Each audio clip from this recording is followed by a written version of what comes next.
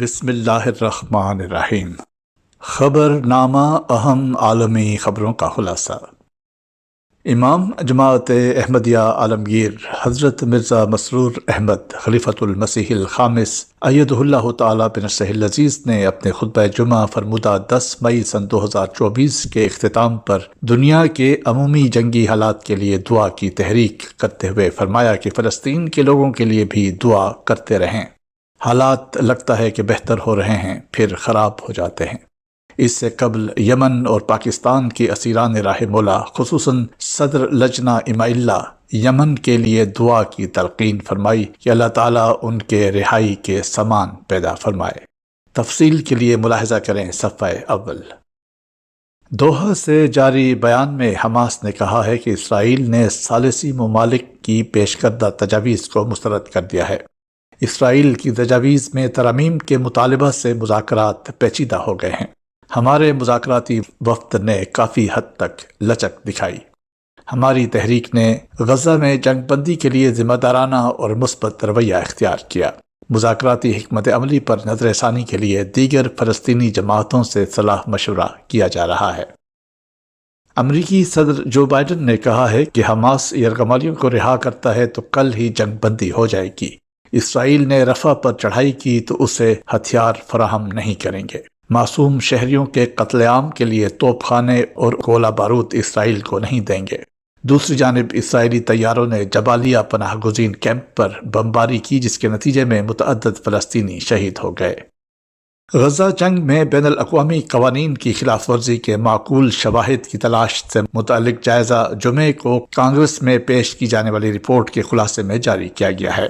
اسرائیل کی جانب سے غزہ میں امریکہ کے فراہم کردہ ہتھیاروں کے استعمال میں ممکنہ طور پر بین الاقوامی انسانی قانون کی خلاف ورزی ہوئی ہے، لیکن فلسطینی علاقوں میں جنگ کے حالات کے باعث امریکی حکام مخصوص فضائی حملوں میں اس بات کا تعین نہیں کر سکے۔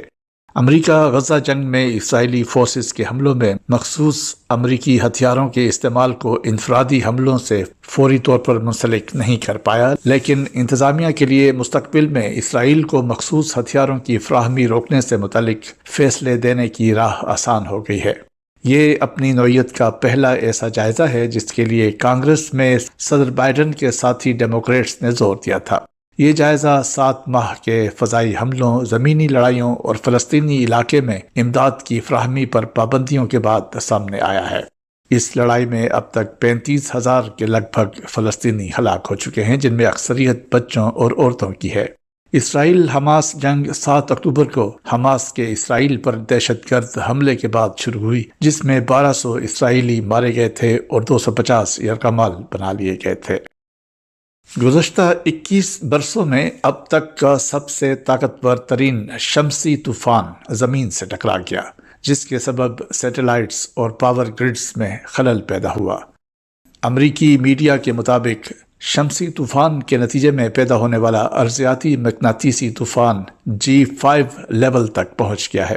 یہ 21 سال میں پہلی بار G5 لیول تک پہنچا ہے، جس سے GPS، اسپیس کرافٹ، سیٹلائٹ اور دیگر ٹیکنالوجیز متاثر ہونے کا خدشہ ہے۔